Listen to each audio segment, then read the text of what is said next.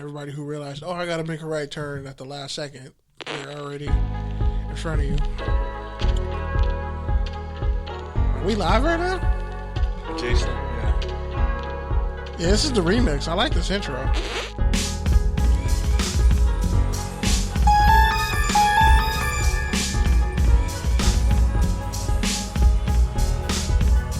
Like, this has more continuity than an Urban Meyer love triangle. Like, how you end up with a chick named Cayman, Nebraska who went to Ohio State? Like, that's some really Nebraska co-ed's porn site. What's up, StreamYard people? Like, her name is Cayman, Nebraska, bro. It's like her parents could never go to the Cayman, so they named their daughter Cayman, and they live in Nebraska. They wanted her to go to Nebraska, but she said, fuck that. I'm going to buck the trend and go to Ohio State, because if I can't go to the Caymans, if I want to get to the Caymans and I want to get the fuck out of Nebraska, I got to go to Ohio State to do it. And then she ends up grinding on Urban Meyer.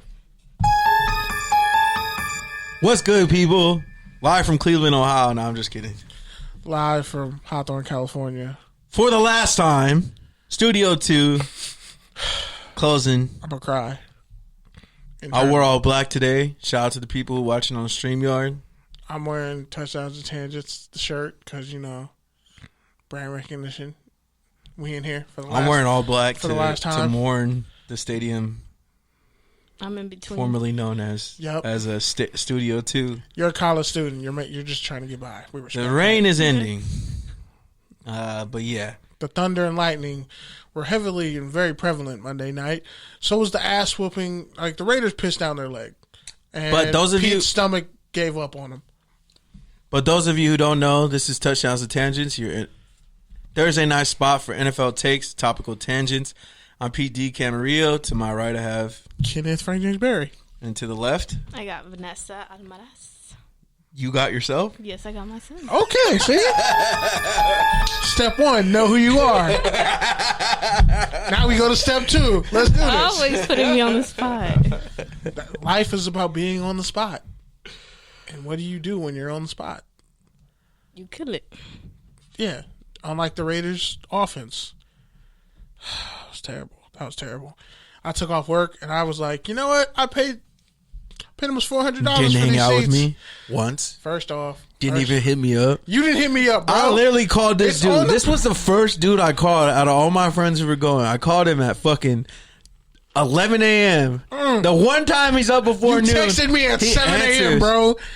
That shit started at 7 a.m. Whatever. And I was like, here's what I'm going to be doing. I'm going to take a power nap. And then I told him. My nephew was teething. I said, I'm going to be here at this point. Teething. I literally gave him my itinerary. I was like, okay, I'm going to be here at this time. I'm going to be there at this time. I'm going to be there at this time. Just hit me up whenever you're available and we'll link up. And then I got stuck never texted or called me. I got stuck with baby duty. Never texted or called me. And he didn't text me. My girl drunk texted him on my behalf when I wasn't even coherent. And then he wanted to text back and FaceTime me. Nah, she texted me like during the game while I was like in line to get snacks. Pete's blacked out. Pete's fucked up. I'm like, what else is new? And then all of a sudden I see a fucking FaceTime of y'all leaving the stadium in the before the second quarter was up. It was like halftime. No, it was before. It wasn't before. Because I was still. It was literally like halftime. Like I literally. It was right before they did the cancer ceremony. I know. I have the video. Which was halftime. No, you left before You left before halftime. You were outside the stadium before they went to the locker room. I have screenshots. We can check the time. We can check. We can check the time. I was drunk, but I wasn't that fucked up. We can check the time receipts. But you were outside the stadium. But yeah, honestly, I wasn't even that drunk. I've already explained this 1,000 times. But honestly, it was a fucking hot dog that killed me because stadium meat. You got street meat, didn't you? That shit was more dehydrated than me. Honestly, that shit looked like a fucking. I don't even know what they wrapped it in foil. That shit looked like Russell Wilson's finger today. That shit was. Oh, it looked like his middle finger. Yeah. That looks like Michael Jordan's hand in Space Jam when he's reaching out for the dunk. Pretty much. But yeah, man, I mean, we got to the stadium at like 3:30-ish. Walked through the tailgate, saying what's up to people, talking to people, drinking, hanging out, doing what we do. And I was pretty much leading everyone. We walked around the whole entire stadium because our seats were on the other spot. We got a locker. I finished my backpack beers, and we went inside. I got beers inside. I got food inside. Everything was good, and then I just fucking sat down, and everything just hit me. I don't know what it was, but I was sweating like a sauna. Like I was nauseous. Like sweating like Urban Meyer. And I felt like Applebee's. I was. Yeah, pretty much. I felt like I was out on my feet. Like just the wind was jacking me up. So then I thought I was gonna yak and rally, but that didn't help. So you can't always depend on the yak and rally because sometimes the rally doesn't come. Yeah, well, either way, I yacked. I'm yacked in the bathroom in the toilet, so I'm a decent human being, and I cleaned up after myself afterwards. I didn't just leave it on the fucking seat. So, yeah, I don't know, man. I really don't know what happened because I honestly remember everything. So I wasn't blacked out. I was just either really dehydrated or I got food poisoning from that weak ass hot dog. Like I literally didn't even drink my $16 beer that I bought. That's disgraceful. Like I literally just $33 for 2 Modelo's. I literally didn't drink the one that I had. Like I took 2 sips of it and that was it. Disgraceful. Yeah, that's disgraceful. That's the part that hurts the most is knowing that Bud Light tall can just got poured out. You bastardized the beer. You made a beer bastard. Yeah, you was out. I left my baby kids out in the SoFi streets. You really did, and I mean, and you missed the rally. You missed like the Raiders coming back only to piss down their leg and break all our hearts. Honestly, bro, I don't even really care about that because we still lost. So I would have. This is why I called it, bro, because.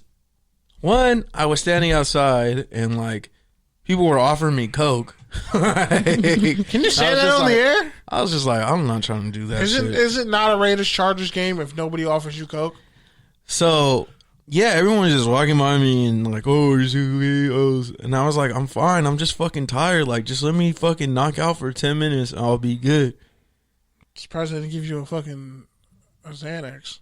Anyways, so I was just over it. I was like, we're down 21-0. I wasn't even watching the game. I could tell you we were losing by the crowd reaction, by like how fast the crowd was reacting. I was like, oh, another 3-0. Oh, a fucking first down, fucking one first down on a drive, and I was just like, yeah, down 21-0. I'm out of here because I knew we were gonna lose. I knew I was gonna be mad. I knew I was going to have to sit out there for 2 hours, dehydrated, tired, and annoyed because we lost, waiting for a long-ass Uber line. I was just like, yeah. Let me just get out of here. I've already been to enough games. I've been to enough Raiders-Charger games where I almost died and barely survived and rallied. This was the tipping point. Why did you wait for the Uber lines when you can just walk to, like, Wendy's and call Uber from there? Because there's only 100,000 people with that same brilliant idea, and guess what? The whole Wendy's line gets jacked up too. Nah, I go. Bro, you act like Uber's easy to get. In 2020, 2021, Uber's not even fast like that anymore, bro. Uber's like harder to track down than like back child support. So yeah, and I don't know when that started. Like it was before COVID. I was just over it. Ubers used to be like they'll come in 7 minutes, and it really comes in 5. Call Uber, you got to plan an hour and 15 minutes ahead because it should take 35 minutes to get to you. And then Lyft, fuck Lyft, because y'all will charge the same distance. You would charge $58 fucking dollars, like it's a surge going on, and Uber's like it's $20. It just depends. They flip flop depending. No, Lyft is always higher, especially at night. Yeah, now Lyft is always higher, and I'm like, y'all some huge holes for that. Like it's unnecessary. Like nobody told y'all to do this. But yeah, like it was crazy because I found out one of my high school teachers was at the game. Who's a Raiders fan? One of my high school homies was there too. Her fine ass. Salute to Miss Lopez. You're a real one, wherever you at. I remember in high school when she told us, I think it was like a 10th grader, 9th or 10th grader, and she's like, "You're a Raiders fan, Barry?" I was like, "Yeah, I'm from East Oakland." She's like, "Okay." Like when a woman tells me I'm a Raiders fan, it's like, all right, I know everything I need to know, practically. I don't need to know if you stabbed somebody in a parking lot in the 90s. And we're on the Courtside channel, so you're really going to be mad at me. Oh, God damn it, you motherfucker.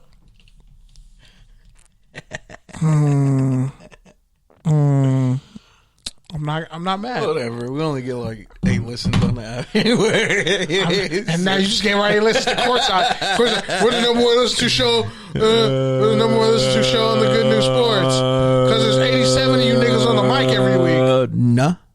Because there's 87 of you niggas on the mic every week. You're lying. No.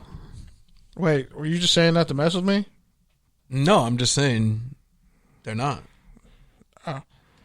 Oh, we know that, but like, I'm just saying, like, it's the same two people been doing a show, and it stays dope. But then, like, another show has like a revolving door of like Earth, Wind, and Fire characters. Shots fired. Damn. Like, the starting five don't never look the same. It looks like a Clippers fucking lineup every year. Salute the courtside. I'm just saying, we need to get some jokes, like a fucking some podcast folks. beef. He's not joking, folks. Don't let him laugh it off. He means every goddamn thing he's saying right now. I'm just saying, like, it's so boring. Like, damn, like nobody wants to just go back and forth, have a podcast roasting session on the Good News. Are y'all that afraid of us? I mean, I would be too, because I have no fucking, like, there's no end to my joking. But nah, all jokes aside. I mean, yeah, the Raiders are terrible, but at least we're not Urban Meyer. Like when Trevor Lawrence, when they fucking yelled grind on 3, and they put it on the social media channel, they yelled grind on 3, and the whole team's laughing at Urban Meyer. I told y'all this was not going to work. I feel like somebody in the media, everybody needs to give me my flowers. Everybody who said, "Oh, we need to give this a chance," you need to really reconsider you listening to them as a sports figure on college football or pro football, because they don't know what the fuck they're talking about. So me? A lot of people. No, it's a lot of people. No, me? I expect that from you. You give people hope and like second chances where I just know he ain't shit. I'm gonna stay away from him. Like I just knew, like, you can't give me one singular thing Urban Meyer has done to earn the respect of grown men. And he couldn't really earn the respect of college kids when he was doing foul, illegal shit at Ohio State and Florida. When most of your former players, a gang of your former players have been arrested, like 3 of them, one of them's dead, 3 of them are in jail for murder, 2 of them were starters on your team that won championships. What does that say about you when you recruited those people? Brian Pata, the former Miami Hurricane who got murdered all those years ago. I'll just say... No, let me finish. That dude got murdered, right? And they found out one of his teammates did it. After all these years, this is like the 2000s team when Brian Pata got murdered, when the Canes were winning national championships, and his teammate killed him.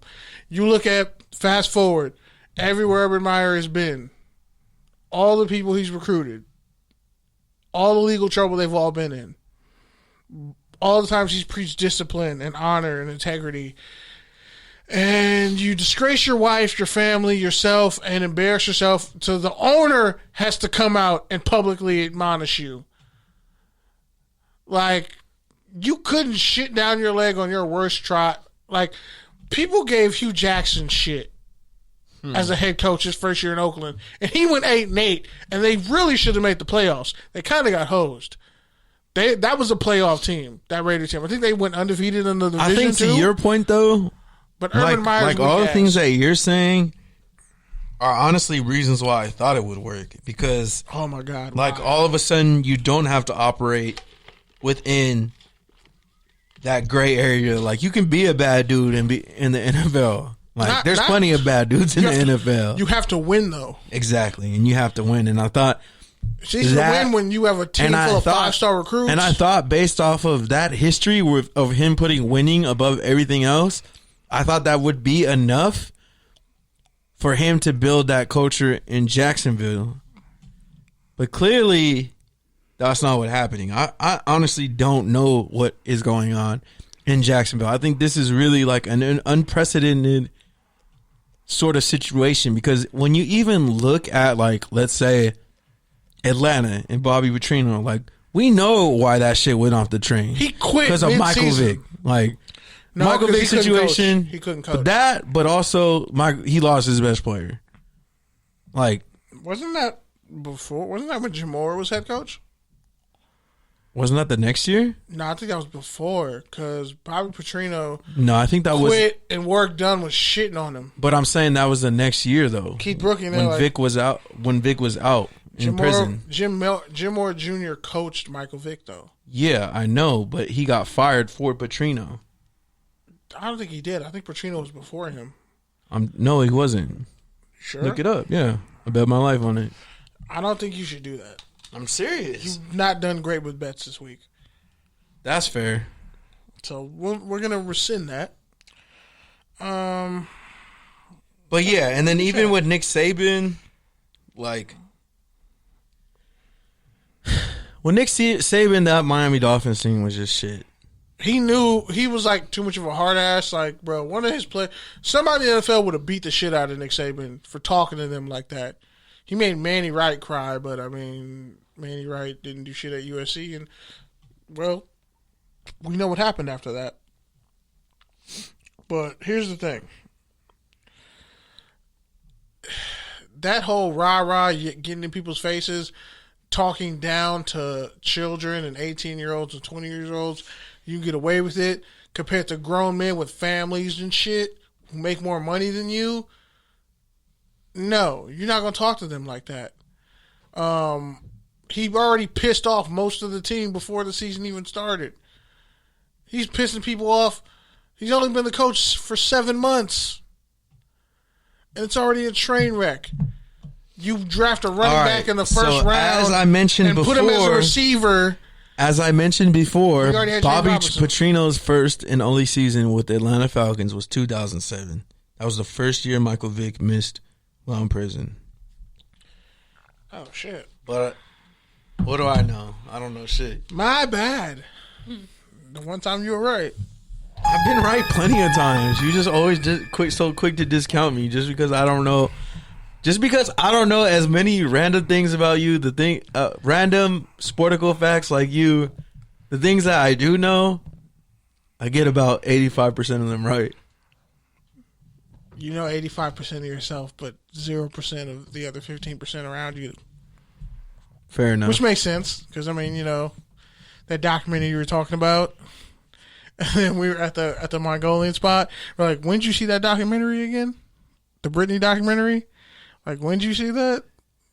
And now you're going to tell me everything about Britney Spears that I already knew from the past 20 years? It's okay, Pete. We still love you. Okay, but I didn't know about that. But everybody else did. So you can't, like, educate people. I mean, I knew about it, but I didn't, like, know about it. Like, I didn't actually You didn't know the actual details? Yeah, I didn't actually look into it. I just knew Britney's family was fucked and she wasn't getting no money. That's all I knew. And then you realize, oh, shit, it's even worse underneath here. Let me throw this black light away because I don't want to see all this horrible shit. But anyway, yeah, you just... Urban Meyer and everyone who thought Urban Meyer should be a head coach should be fired. Honestly. I don't want you making decisions, bringing people like that into an organization, and you have Trevor Lawrence, and you could easily ruin him. Supposed to be a generational talent. And he can play... Oh, that's sick. That's disgusting. Yeah, I saw that Sierra middle finger joke. But yeah. All I know is when it comes to this whole situation with Urban Meyer, I told you I wouldn't have him running unless you wanted to really win as a program and don't care about morality. Yeah, he actually is built perfectly for college football in this era because the shit that he would get busted on for recruiting violations, he's not going to get popped on now. So USC might as well just be like, fuck it, let's just sell our souls. Nah, they can't do it, bro. He's toxic right now. You can't touch him. They can't do it. He's radioactive. You cannot. Especially now with that AD and that president. You got to wait like 3 years for him to get another college coaching job. That's how bad he's fucked himself. He can never come back to the NFL either. He wasn't an assistant coach. You just, out of him being retired from college football, that's what I'm saying. Like, white dudes can fail at life and be the shittiest amount of shit. I'll give you one. I can stretch the white people in general, but like, I'll give you one. Go ahead. You ready for it? What? Florida State? No. That would be like that. Would With be the abomination that program has come Norvell? the past decade. Bro. Do you understand how many violations? You know how much of a microscope they're under right now. You're saying Urban Meyer can never go. He can't go to Florida. Is what he you're can't. saying. He got to stay out of Florida. He got to stay out of the South. Like that's going to be part of. He might get the LSU that's job. That's going to be part of his Jacksonville buyout. He could get the LSU job because they're going to fire Ed Ogeron. He's 3-2, and Auburn is trash, and so is Bo Nix. Like JT Finley's better. Nah, but they have their own shit going on too. LSU, they're under a microscope too right now. LSU. Yeah, nah. All the sexual allegations. Nah, but that ain't got nothing to do with Urban Meyer. Urban Meyer just that has to do with your program and your Urban culture. Meyer got sloppy side chicks. What happened with Ed Ogeron? Exactly, you can't have firing that him LSU. And putting all the heat on him. It'll cause sweeping changes. It's not even his fault. Wasn't it before him? And it's just kind of like he got slipped through the cracks on him. Yeah, Darius Weiss. So my thing is this: the SEC doesn't give a shit about stuff like that. LSU is the one superpower to where he could go there and redeem himself and rebrand. Nah, LSU's not it. Yes, it is. Yes, it is. LSU's not it. He knows how to beat Florida. He knows how to recruit Florida. Florida doesn't do shit anyway. They lost to Kentucky, but how about Miami? Did you just say I'd rather be at USC than Miami? I'd rather be at Notre Dame than Miami. You're not going to Notre Dame. Of course not. Brian Kelly's stuck there in mediocrity. He's in his own hell. He actually deserves it too. But like I'm telling you, know who could take the PR nightmare? Who? You know who could be the two of us? We just go down there and just work. You know PR? who could be a sleeping powerhouse? Boise State. No. Are you serious right now? I mean, Urban Meyer goes to Boise, Idaho. Okay. What the so what? Idaho's like 90% white. What? And they all voted for Trump. Advocate for my own cousin getting fired? He can get hired at LSU. He can come to USC. I'm pretty sure he's going to stay there for a bit. Would you rather be a head coach at Boise State? Or I think he would rather be a head coach at USC. I think he would rather be a head for coach him, at yes. Boise State. For him, yes. Yes. But imagine he just brings on Urban Meyer as like an assistant head coach. And then that boom, would be stupid. It would be. I could see him going to Pitt. Are you ready for it? Wisconsin, because Paul Chryst has done nothing. Go for it. There's one right under your nose you haven't said. Don't say UCLA. Chip Kelly actually. Why don't you want to throw that into the metaverse then? Don't say San Diego Why don't State. you want to throw it into the metaverse then? Because I don't. Because it's not going to happen. Don't say San Jose State. You're going to be real mad when Herb's like, hey, Kenny, I need you to get my O-line straight. Can you come out and coach with me? Fuck it, let's do it. Here's how you beat a drug test. If you're a black athlete, can you give me a pipeline with the Sub Bay? Did you just say coach pipeline on the phone? Sir, what do you mean? I can get you a line of credit. But nah, what school were you thinking of? The one you just mentioned. UCLA? Yeah. That wouldn't work because then they would just be back in the same You're situation. mad how much you like that idea. You're mad at yourself. It would be great. Are you telling me that or are you telling yourself? Because you keep saying it as a question. It's like, I mean, does Chip Kelly Chip Kelly. Does Chip Kelly move over to USC then? No. What the fuck are we doing? Chip's out. Go back to the Midwest, bruh. I mean, Chip got you Wazoo. blue chip recruits. He go to Wazoo. He got you blue chip recruits. Nah, Wazoo ain't winning shit. Neither's UCLA. I mean, he has one signature win. If I was Chip Kelly, I'd go to San Diego State and clean fucking house. Honestly, that's all they're missing is a rock star head coach. Like, hey, bro, y'all don't win shit, but y'all are in San Diego. You literally could get all you need is like a couple 5-star recruits in like 6 years. All right, so other news we got to talk about this week. Because Urban Meyer's a bum. Came in Nebraska. That's really the chick who was grinding on him. Her name was came in Nebraska and she went to Ohio State. Boy, wow. Jaylen Smith, former Cowboy, former Notre Dame standout. Should have been a first-round pick, but ACL injury changed that. Obliterated his kneecap. He should have technically never played again. That's how bad the knee injury was, but he recovered from it. It was like significant nerve damage. So Smith was released this week. 2 years into a 4-year, 100-something deal he signed in like 2019. The Cowboys essentially paid him $7 million to go away. He was already playing less snaps. I think he only had like 180 other 280 snaps. Van Der Esch and Fitzpatrick had already taken over the two main linebacker positions. Who's Fitzpatrick?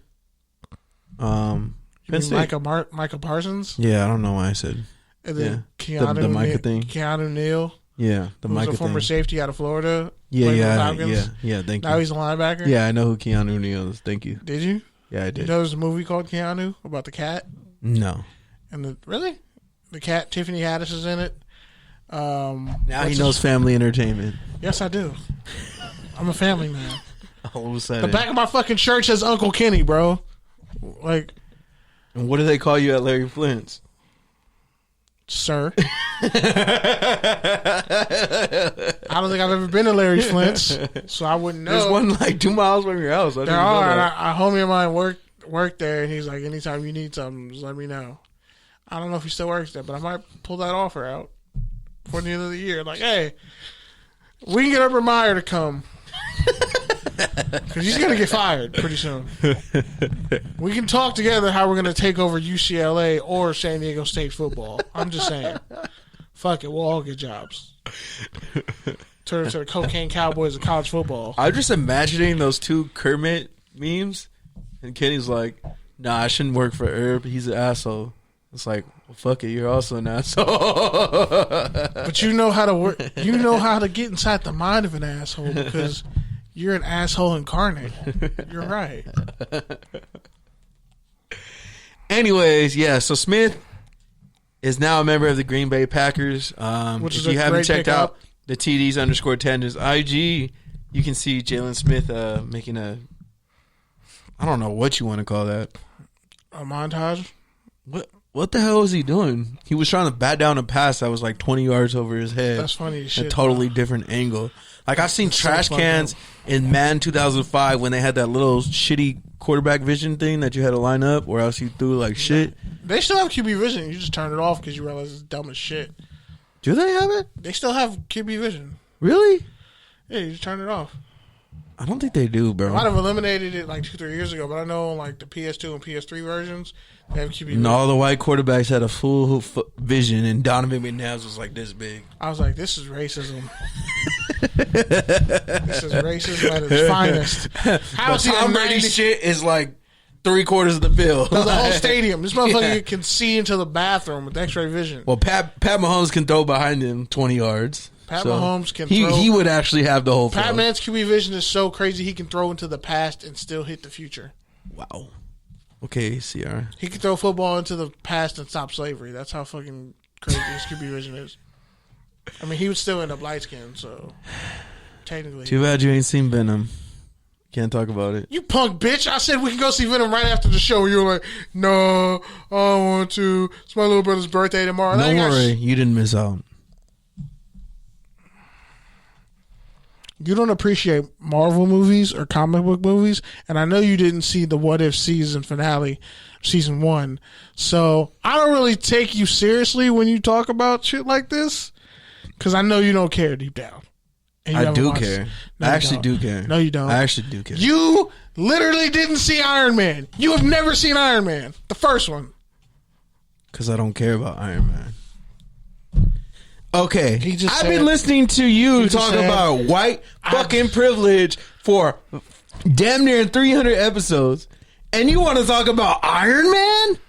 You want to talk about Iron Man? Technically, it's actually not the start of Marvel Universe. It was Blade, but that's a whole other story. Because you know who Urban Meyer is on his fucking what Avenger are you? Quizzes? He's Iron Man, bro. He's Iron Man. He's definitely Iron Man. Red Hulk. He's Red Hulk. Is that even an option? He's Red Hulk, yeah, because he just is that an option? He's a fucking is that an option on the fucking BuzzFeed quiz? Probably not. It should be BuzzFeed. Why are you not hiring me? You know, My pop cultural relevance is just. Anyways, charts. point I'm trying to say is nobody cares about Iron Man. You're literally stupid. Okay, when I say can't say nobody, that I mean me. All right, I don't give a fuck about. There were Iron memes Man. about it. People cried. Kids cried in the theater. That was like Iron Man dying clapped. I was this honestly generation's. I know you did. I honestly clapped. I was He took honestly too- so happy. he bro. took too long to I die? cried when Spider-Man vanished. Yeah, Anyways, but I mean, we're on a tangent right now about Venom, but I'll just tell you no this. Marvel because he's in the Marvel. I'll just tell you this, bro. He's in the Marvel. I'll just universe tell you now. this. Just like Deadpool. You don't care about Okay, Deadpool? in your childhood, do you remember those Simba? Spider-Man cartoons They were the greatest. where Carnage was just shitting on Spider-Man for like a full season, bro? Yeah, just whooping his ass. Everybody's ass, bro. Like, they had to get a whole fucking squad against him. Yeah. That's pretty I don't know, man. He was pretty much fucking Brawly. OP. Like, Carnage and Brawly. Like, that's what I want to see. That's a scary fucking symbiote. Nah, actually, Brawly with the Venom symbiote would be fucking nightmarish. Anyways, point I was trying to make is Carnage is technically the child of Venom. I didn't get that vibe from Carnage. Like, I got the... I'm a fucking serial got the- killer this who likes to bite people's fingers. I got this as Woody like Harrelson is a great fucking actor. this is a filler movie. Like, we're trying to tie up loose ends and bring Venom into the Marvel universe. Because that's where all the money is. That's Yeah, what Sony said. Yeah, bro. Yeah, y'all but make better shit than us. Pretty much what happened was this Venom movie was the Venom movie we thought we were gonna get with the first Venom movie. Yes. Where it was like, what the fuck is this? No Spider-Man. Like, what is going on? But if you remember that time, we went to Venom expecting nothing, and we walked out of there like that was a great fucking time that we had at the theater. We laughed, we cried, we had a good time. I didn't cry at all. We cried of laughter. Oh yeah, that was yeah. I had hella jokes. Anyways, point is, I'm really the funny friend. this one really didn't have that feel. It just felt Because like the backstory, the felt like origin an action story, movie. the origin It was story, just like an action movie. The origin story is always the better one that you remember. The second movie sometimes is usually a flop, but it gives you more context. Except for Thor: The Dark World. I'd rather watch all Thor: three. The Dark World was probably the worst movie ever made. All three original Spider-Mans, followed by They were fired. Don't Batman Beyond on seven times. I'd rather watch like the old. I'd rather watch Batman Beyond for 24 hours than watch the second Venom. God damn, the George Clooney one. No, Batman Begins, the first You said fucking Beyond. Dark Knight. You said Beyond. Whatever. No, Beyond wasn't that bad. I mean, it was bad, but it wasn't that bad. It's like campy bad. It's like George Clooney as Batman is honestly probably gave somebody cancer. That's how bad it was. They probably stressed themselves to the point where their body fucking gave out on them. George Clooney is the worst Batman ever. He's the worst character ever. He's worse than Biden pretending to be a president. I didn't like Ben Affleck as Batman, but he was better than I thought. Ben Affleck was not a bad Batman. He wasn't a bad Batman. He's a realistic He wasn't a bad Batman. Batman. He talked some wasn't a shit bad to Wonder Batman. Woman, got his ribs broken. He's like, damn, I'm kind of turned on even though she could murder me at any second. But she didn't. I'd rather watch Ryan Reynolds fucking Green Lantern followed by Ben Affleck Daredevil than watch the second Venom again. Oh, fuck. That's a lot. That's a lot of terribleness. But nah, that's why I got to stop you. And then probably throw on X-Men fucking Origins. You have the... Okay, now you can just stop there. You can just stop right now. Here's the problem. Your emphasis on origin stories, you want the next movie to be the best movie. No, the first movie sets up everything. And then every movie after that... I fucking hated Batman Begins, even though there's people you that didn't see literally Iron have Man, fucking bitch. theses. You didn't see Iron Man. There's literally people that did have not theses see the first Iron about how Man. Batman fucking Begins is the best of the trilogy. Like there's Batman literally movies. a cult that says Batman Begins is better than fucking Dark Knight. That's because I don't know what kind of meth they're on. They're on drugs. They're on fentanyl. They're on fentanyl laced opioids. But that's a whole nother story. And they probably snorted fucking Four Locos out of pen caps in high school. They probably burnt the pen cap and then put the Four Loko in there at the same time and just tried to... They thought they were taking shots, but really you're just giving yourself alcohol poisoning or fucking pen poisoning, whatever. Ink poisoning. But no. What you got to understand is The I don't even know how I brought up Venom. I forgot how that even came up. It was probably relating to the topic at hand. I don't know how it relates to Jaylen Smith. He needs a symbiote for his knee, I guess. What the fuck? Jaylen. Oh, yeah, that's why. Okay, so his origin story is much better than how he's playing right now. That's not why I brought up Venom, but okay. But that's why it makes sense, right? It makes sense. I'm a pretend, See how I tied it in? Yeah. You see how I just looped that together? All right. What's up, Marvel? What's up, Marvel? With you. But okay, so this part of his life is Venom 2. But the next part is probably going to be whatever Is version. there a third one? No, he's just going to be in fucking the Spider-Man and shit now. That's the point, though. Enter the Spider. Think about it. The Spider-Man movies with Tom Holland have been fucking great. It wasn't even. Tell me they've been trash. Live say they've been trash. They haven't been trash. They've been great. What was Spider-Man's? The Andrew Garfield growth? ones were good. Exactly. I like those ones. Exactly, they were. And what does all this culminate from? Iron Man dying, bitch. Iron Man dying is a huge part of growth and development in Spider-Man's story. I guess. The same way Venom is going to be a strand in the story of Peter Parker. And the Venomverse could be even crazier because they can make cartoons. They could fucking venomize everybody where he venomizes Doctor Strange. Like, all that shit. They could bring in Null. I mean, that's probably too far off. That's a lot of shit to do. The Eternals may or may not be a bust. I'm not really... I'm kind of 50-50 on that one. Like, Eternals might be like a shitty George Clooney Batman movie. It has that potential. And if it fails... Or a Captain Marvel? Yeah, if it's a Captain Marvel, they're fucked. So, like, if Jaylen Smith flops with the Packers, this is it for him. Even though I thought like he would be really, he's actually the perfect coverage linebacker for them because they're one of the linebackers got injured. He can't cover like that anymore though. But he can still play. Like he's a serviceable player at middle linebacker. All right, other news. His speed and his ability to track and keep things in front of him, like he's not. Like he was a Pro Bowler and he's still good. And that Packers defense is young. Eric Stokes is a baller. Other news. The Patriots signed middle linebacker Jamie Collins for the third time. Collins signed with the Detroit Lions after winning the Super Bowl a few years ago. It was his second time hitting the bank. But yeah, he's back. Because they had somebody go on IR. But yeah, the Packers, with Eric Stokes playing the way he's playing. I mean, I think Smith has more left than Collins. Yeah, obviously. But Collins is like, you know what you're going to get with him.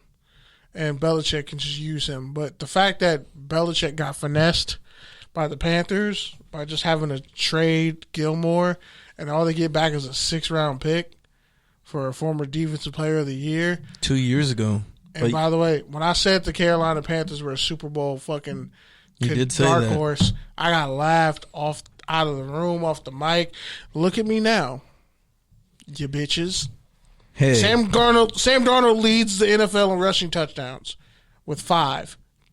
Did you see that coming? They're literally playing better without Christian McCaffrey. Damn near. Who'da thunk it? Hey, shout out DJ Moore for wearing number 2 after losing Curtis Samuel. That shit made me sweet, bro. I mean, he actually is a better receiver. I remember when Steve Smith said he's well, not they came out the same job. Yeah, but Moore was 12 and Samuel was 10 and Samuel's out, so now he wears number 2. Solid. And I think he might have worn number 1 at Maryland. But either way, DJ Moore is a solid receiver. He's somebody the Raiders could have He's picked. like 4th in receiving yards. He's like into the week. I think he's 1st in the league since he came in the league as far as receiving yardage. He has like 2,700. All-purpose yards, he's like top 3 since he came into the league. But yeah, and Gilmore's from the Carolina area, so he has a house right down the street from the Panthers GM. I didn't know he played with Jadeveon Clowney. He went to South Carolina. Yeah, I didn't know they went there at the same time. I didn't know that. I bet you didn't. I do remember that South Carolina team having like loaded on defense every year. Loaded with locks. Yeah. Swearinger. Like everyone had locks on that team. Swearinger, yeah. Because that was like the last year of NCAA. RIP. RIP. And shout out to you still need to Sidney go see Rice, wherever he is. Yeah. Sidney Rice was a South Carolina GOAT. People don't really remember how nice he was in South Carolina. He was stupid nice, bro. He was better than Alshon Jeffrey, which is saying a lot.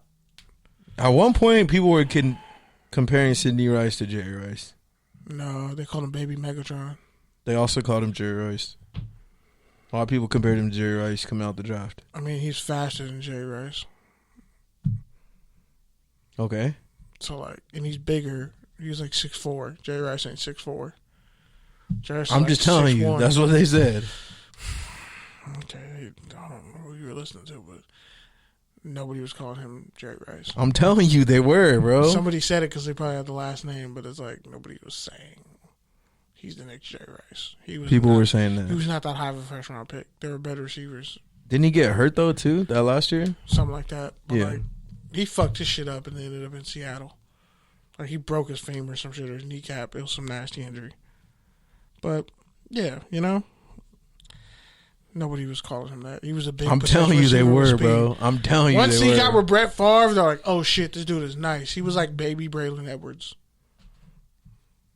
Braylon Edwards was Braylon Edwards ever Braylon Edwards? When he had 16 touchdowns in a season. What, 1 year? I think that's 2 years? I think that's still a team record, too, by the way. I don't think anybody else has had 16 receiving touchdowns in fucking Cleveland Browns history. Are we talking about full Cleveland Browns or new Cleveland Browns? Either one. And like Braylon Edwards was nice. That's why he went so high out of Michigan. Just go watch Braylon Edwards when he played in the Rose Bowl. He was murdering people. All right, so I guess with that we'll move to college football news. Yay, we can hear the sounds again. So Notre Dame got their ass beat, right? Ooh, sorry. I don't know what that was. Okay, I had to clear my throat. All right, so Notre Dame got their ass beat. Notre Dame took a lot of L's this week. Ain't that right, Pete? Yep. So Brian Kelly was the former head coach at Notre Dame. I mean, not Notre Dame. He's the former head coach of Cincinnati for years, and he did a bunch of dirty shit, and he was pretty much like throwing sneak disses at Cincinnati for years. Oh, they'd be blessed and lucky enough to play a team like Notre Dame. He got with Notre Dame, thought he was hot shit, when in reality he's been mediocre, and he can't win big games. So Cincinnati beat them pretty soundly. I think it was 24-13. And they got $1.2 million of that NBC money for that game. They got $1.2 million. So that's kind of nice. And the fact that Cincinnati should be a Big Ten team, but, you know, I guess Ohio State didn't want no part of that. Because, you know, they're literally in Ohio. In fucking, like, dead Ohio. They're in Ohio. But now they're going to be a Big 12 team. Whatever. That's just funny to me that they beat Notre Dame so soundly. And all they have to do is win out. Like, literally, there's nobody else in their way. If they just win out, I mean, maybe Coastal Carolina, but if they win out, they could pretty much easily end up being the number 2 team in the nation. Because everybody else who I thought was going to be a mainstay kind of lost. Like, Florida lost. Oregon. I was getting to that. Don't fucking chime in on my college football segment because you act like you care about college football because you don't. I care about college football more than Iron Man. How about that? I agree. And you care about Oregon losing to Stanford because every 2-3 years Stanford just beats Oregon when they're highly ranked. Because CJ Verdale, he's out for the year with a leg injury. Oregon always finds a way to lose one game to some random Pac-12 team that they should have beat. I mean, that's why the PC3 would work because losses wouldn't matter anymore when you have 20 fucking teams in your conference and you're playing round robin and really the last team standing with the best record, really. You know how when something is like a good idea, you don't have to keep revisiting it and keep selling it? Nah, I Like, mean, hey, Squid Games is Like, like, hey, a 10. hey, today. Squid Games was created in 2009, so shut up. like, hey, today, Wings. You didn't even have to keep going back to Wings to get me to go to Wings because it was a good idea. Yeah, that's the play. The PC3, you keep adding layers to it, Because and it doesn't make it a better idea. No, I'm just It saying. just makes it more complicated and harder to accomplish. No, I just keep. Now you're talking about you went from making a I give West you Coast Super solutions. Conference. Solutions. You veered off and cut back all the way around the snack bar and then came back onto the field. Now you're talking about essentially creating a whole nother fucking league. I mean, you might. You're as well. saying to have 20 teams West play a Coast- round robin. Like you're talking about doing a whole different thing. Hey, all you need is the teams, and they will come and watch it. You understand me?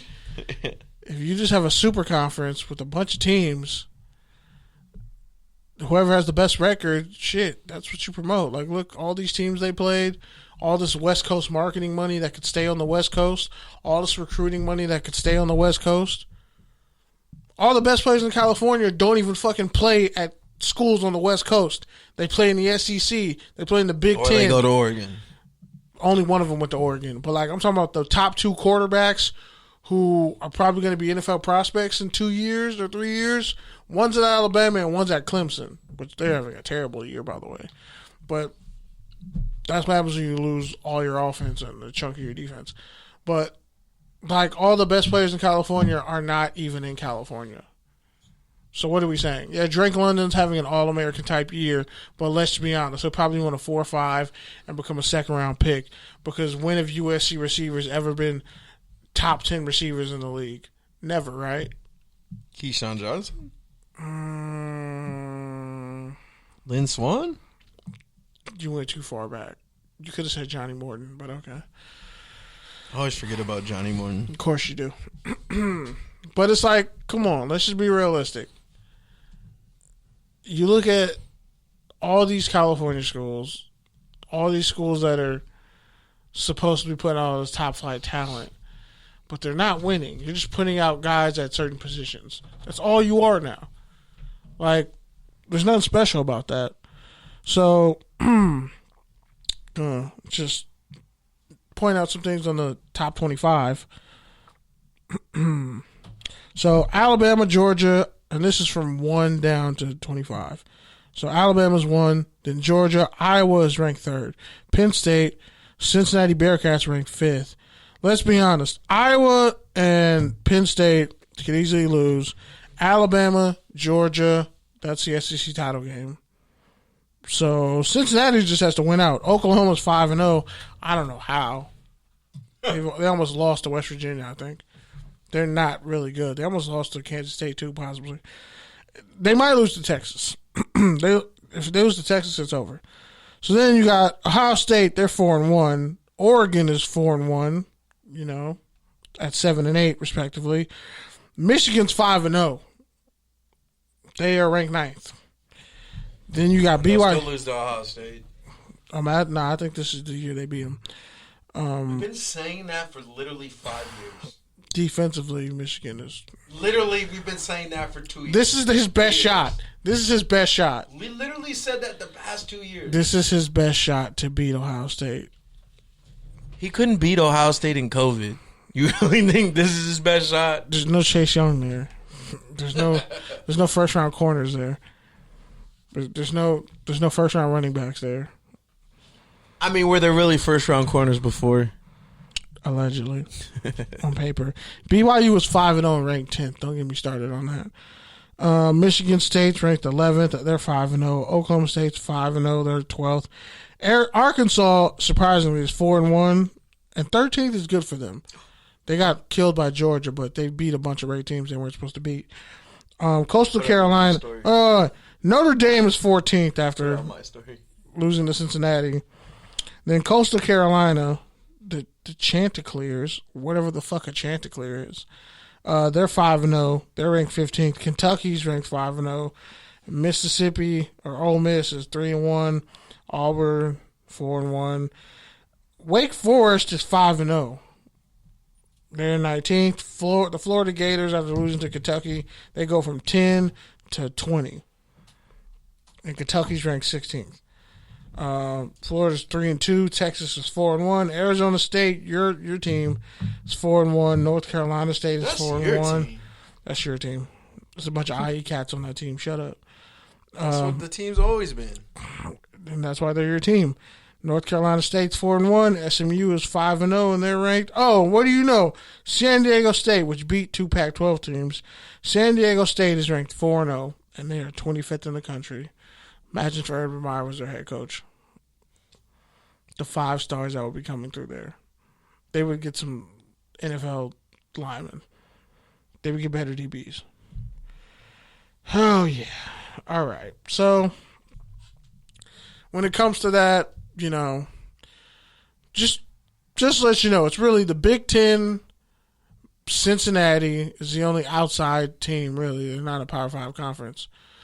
So Cincinnati is the only hope for Power 5s. I don't believe in Coastal Carolina, even though they're ranked like in the mid-teens. And it's really Alabama, Georgia, Iowa, Penn State, Oklahoma. After like those 6 teams at the top, that's your national championship picture, realistically. Because Georgia could easily win out, and they have like the best defense in the country. So there's that. Oh, and All-American cornerback Derek Stingley for LSU. He's out indefinitely after having foot surgery. Honestly, he should just probably declare for the draft and just sit out. He's done enough at LSU. He doesn't really do anything else. And Kentucky was fined $250,000 by the SEC for storming the field at home after upsetting 10th-ranked Florida. Then 10th. Shout out to Waka Flaka, who was out there in the stands. Waka Flaka Flame, sir. And they played Grove Street Party. Get his motherfucking name right. He walked him out, and yeah, he was taking pictures. I didn't know that song was Grove Street Party. Like, I didn't know the name of the song. I know you didn't. Somehow I knew you didn't know. Yeah. It's okay, though. Because I first heard it on Drake's album. Mm-hmm. The remix. Mm-hmm. That was the first time I heard it. Mm-hmm. You know, Designer officially, his song finally crossed 1 billion streams. Panda? Yep. That's the most randomest shit you ever cited. Why the fuck do you know that? Because I was. Who is keeping up with Designer, bro? Designer ain't even keeping up with Designer. I was reading through like business journal articles and like economic articles and shit like that, and his popped up. But yeah, that's it for college football. All right, so can't wait to tailgate with USC UCLA whenever they open that fucking portal back up. Jesus, man, making it hard out here. Do you have the rundown in front of you? Do you want to read it? Yes. You ready for that? Let's do it. Take or tangent? Yep. We got Lattimore Jackson. Lamar Jackson. Lattimore.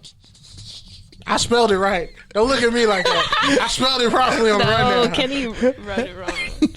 That says Lamar. That says Lamar. All right, let's try it again. Who is it? Lamar Jackson. I got screenshot. That shit says Lamar. Go ahead.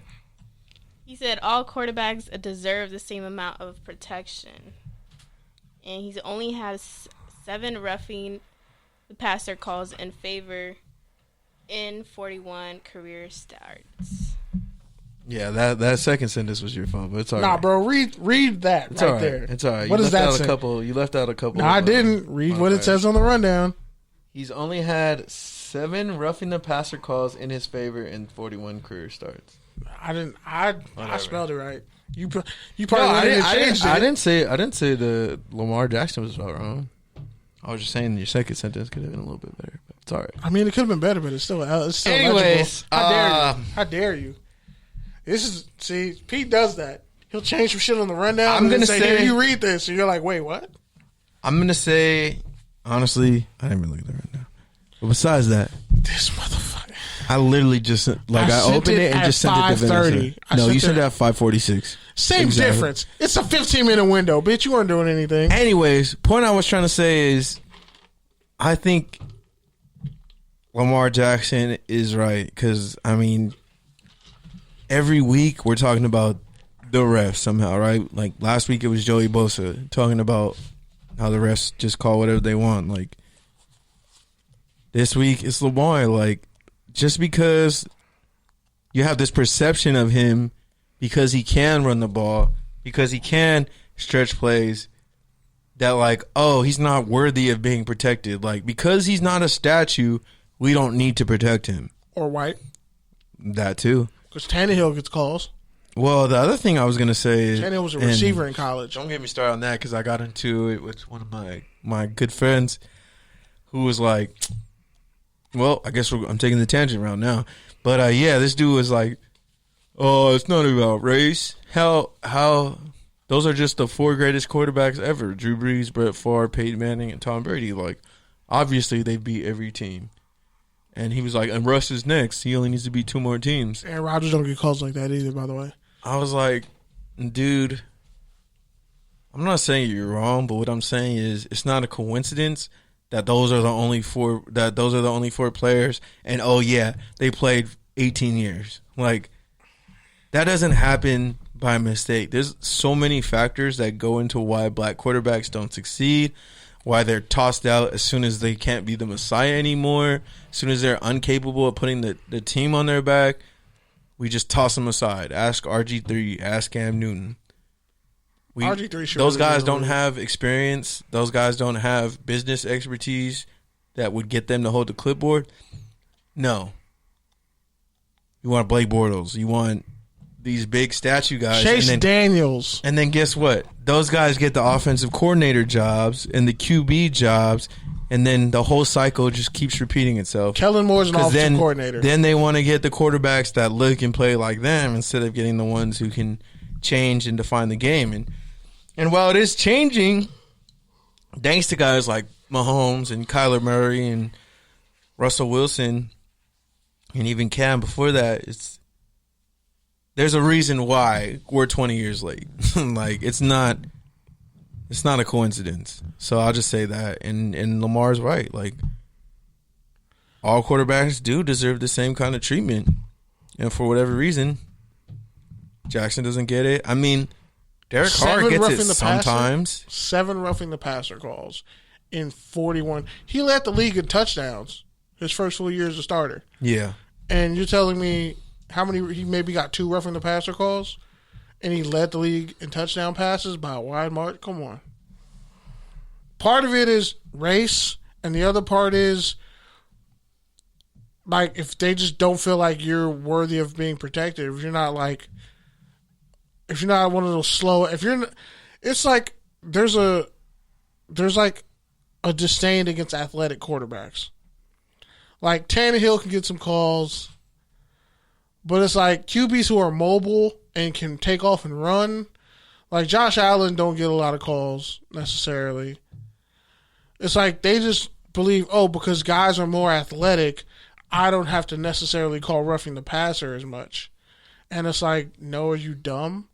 Like these old statues cats who are running 5.2s, you can't play quarterback anymore.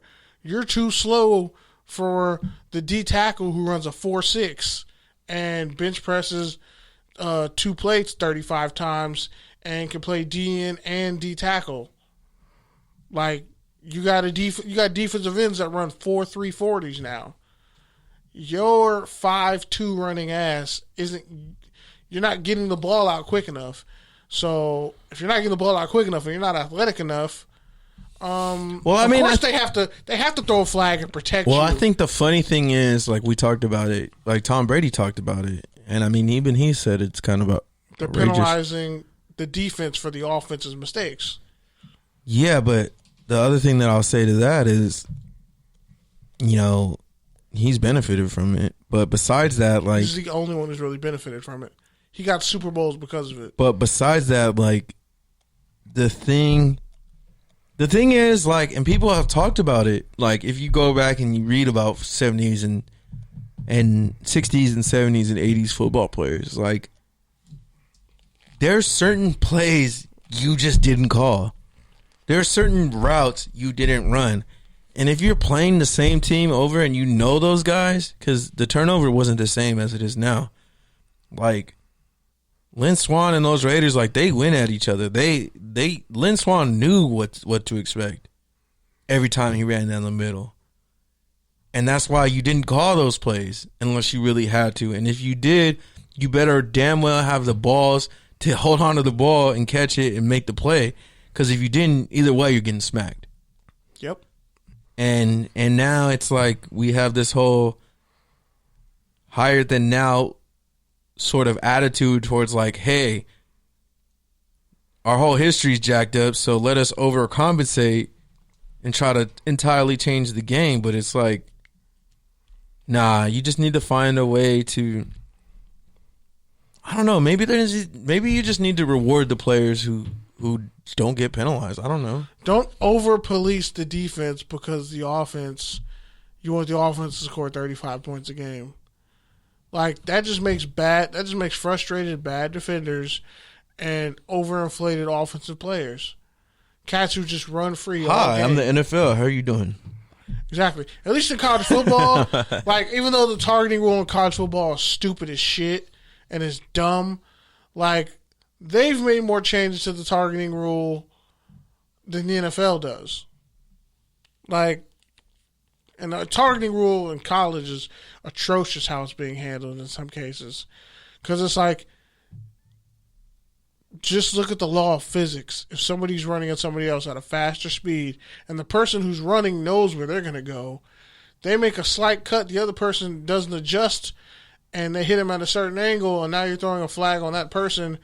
You're putting evil intent on a defender who is only reacting to the intent of the offensive player. And that's the problem. Like, stop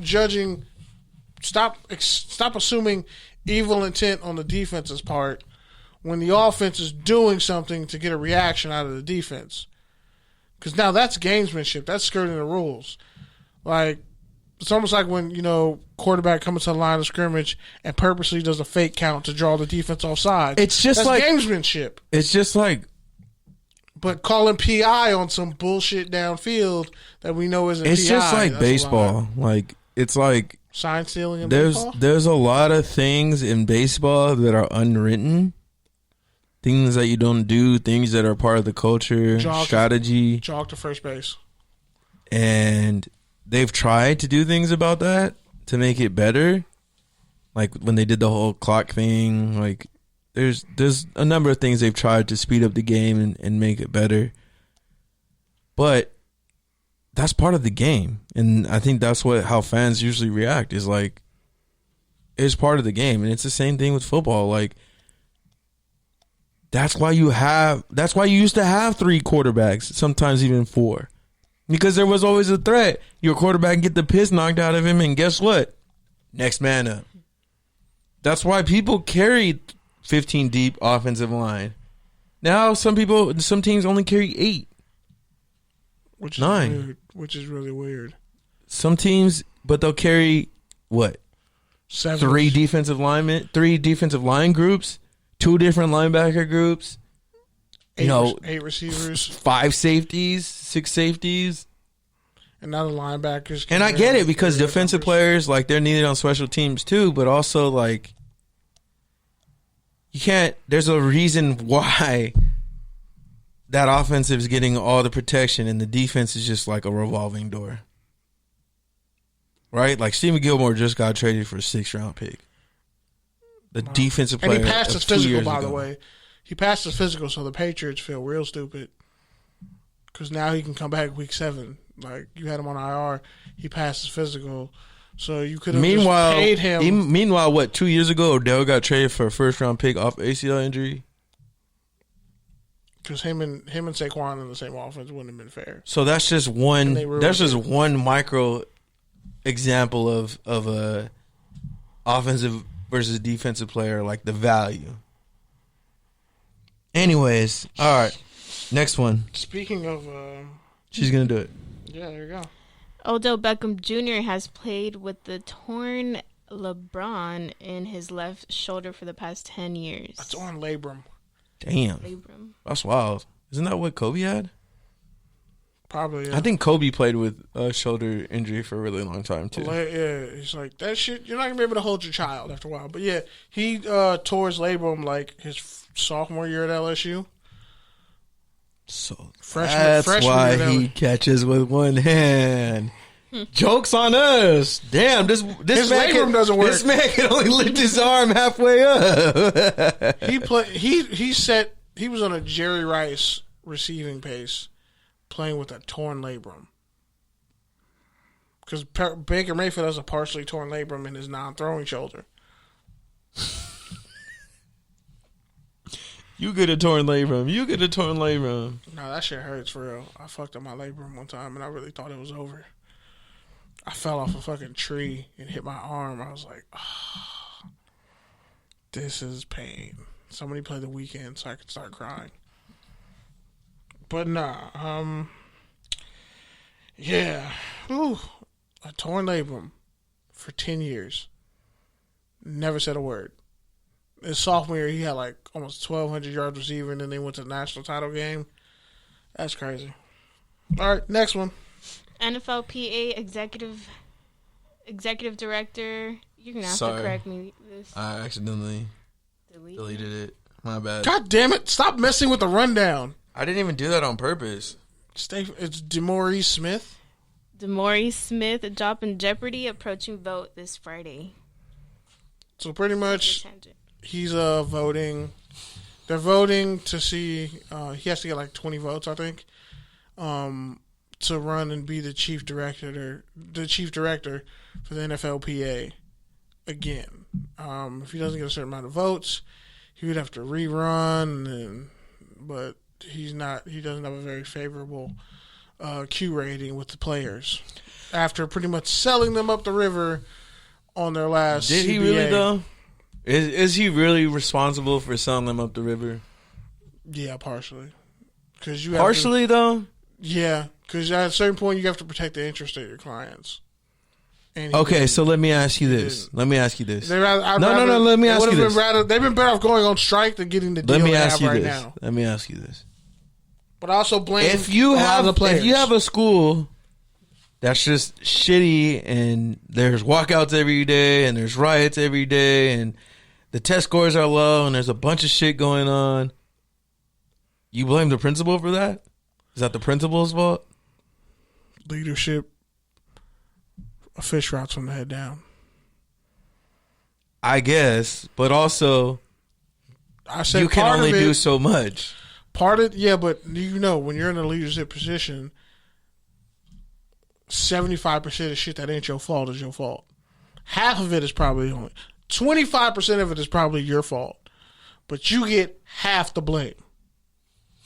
On top of that, I agree with you. You get 75% of the responsibility. I think my whole thing is this, like, who's really upset? Because we've been talking about a potential lockout for damn near 10 years. The players who know it's a bad deal. But the other dumbass players who just probably screwed off all their money and don't understand. Those are probably the ones complaining, saying that. Yes, but there's also smart players who said it beforehand.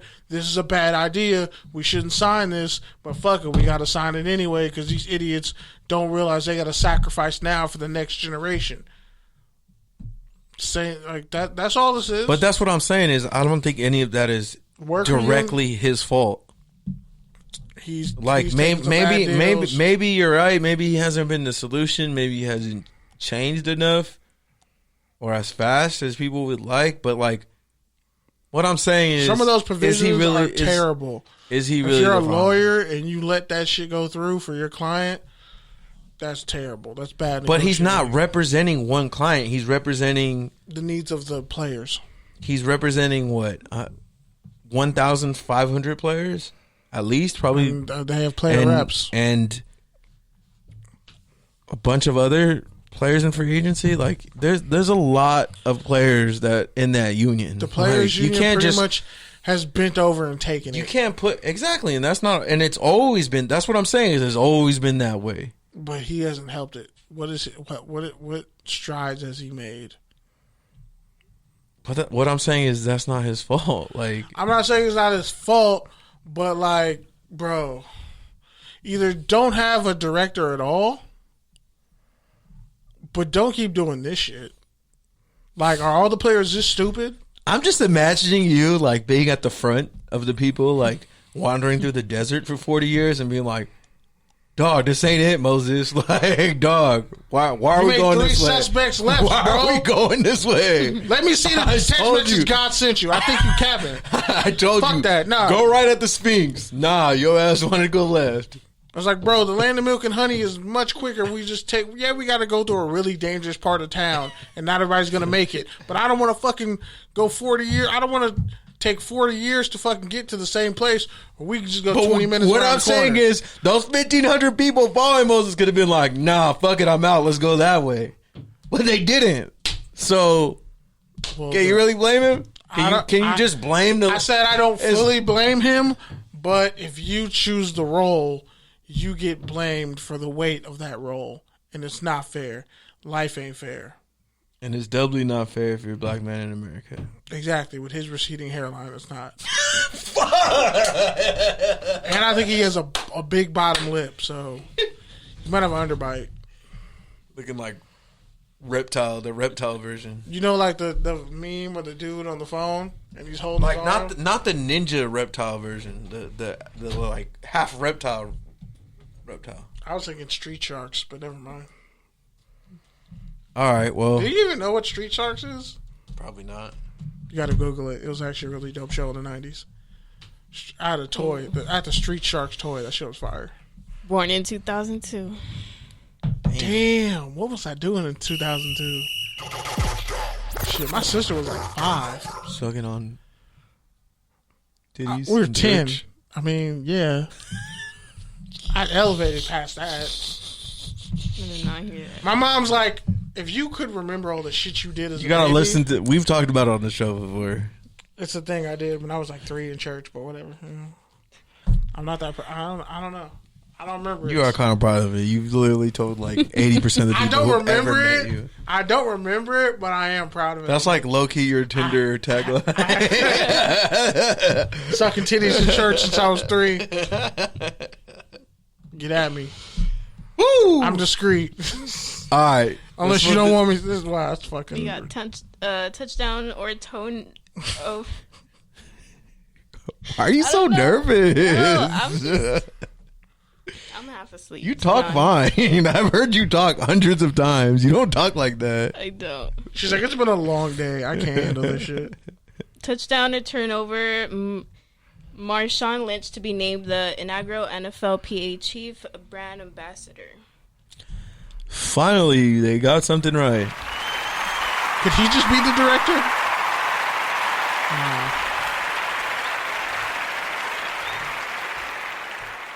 Yeah, Shout out to the Mexicans. wait, what?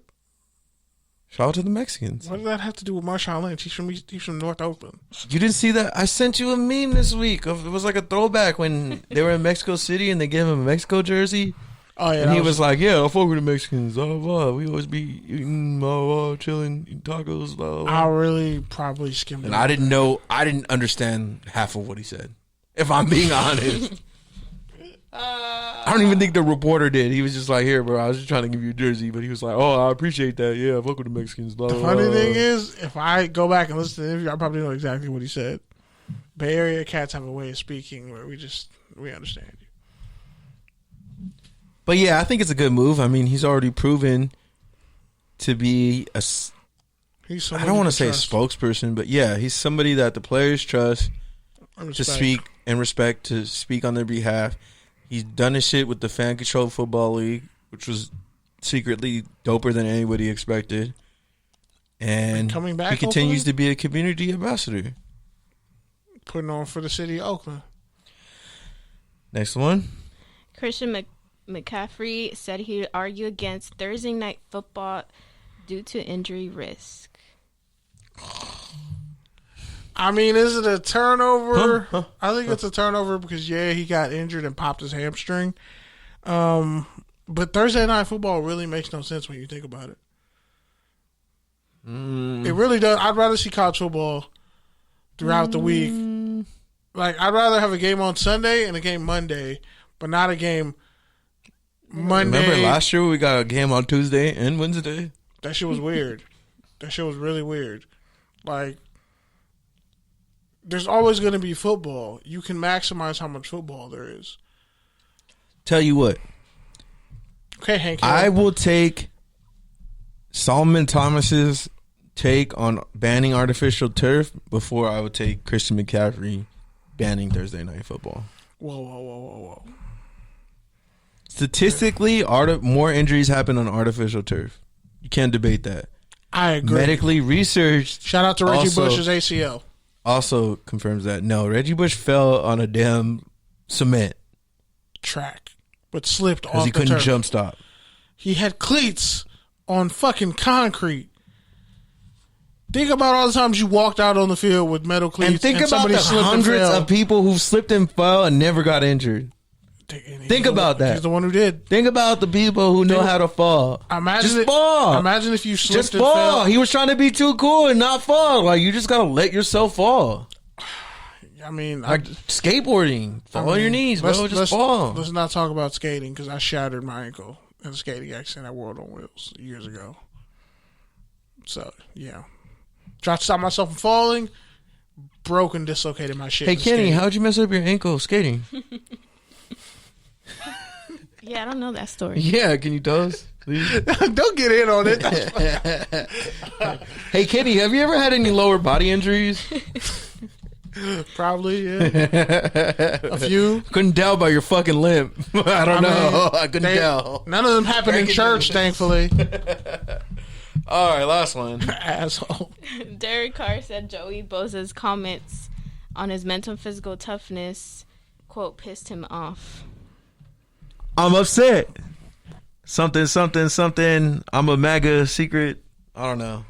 Wow. I needed your freestyle skills. You didn't help me out there for once. I was like, apparently you just jump out there and you got this. Like, I was overzealous. You clearly were.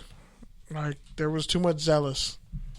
But yeah, point is, this dude's just crying. He's like, I knew you were. You beat me up in front of my family because I was in. You beat my family. You beat me up in front of my family. I think they really are homies. Like, honestly, I think the Bosas and the Cars are probably cool. Like, if I had to bet, I would bet the that they're Bosas cool. Went to St. Thomas Aquinas High School, which has a long racist history, and like it's a really rich high school. So, and then you factor in his father and his mom, and then you factor in him and his little brother, and then you factor in the fact that Carr's from Bakersfield, and his brother's loaded from playing in the NFL as long as he did, and he has a Super Bowl ring. That's crazy. Derek Carr could play his whole career and might not end up with the ring, but his brother has one. But he's much better. He got a Super Bowl ring when he was with the Giants. He was on the Giants? He was on that Giants team that won the Super Bowl. I forgot about that. Jesus. Yep, 79 overall. Jesus. Could you imagine if Eli would have went down and David Carr was out there? Imagine he still throws the game-winning touchdown. Fuck. But yeah. Yeah, so pretty much when it comes to that, like, I'll take... It's definitely a turnover. It's definitely a turnover because Carr's acting like a bitch. And you got beat up in front of your family and you mad. Maybe if you had... My part of the quote when he was like, I don't know why he said that. Like, bro, you know why he said that. His team just beat you. His team beat you every last year and ended your playoff run. And guess what?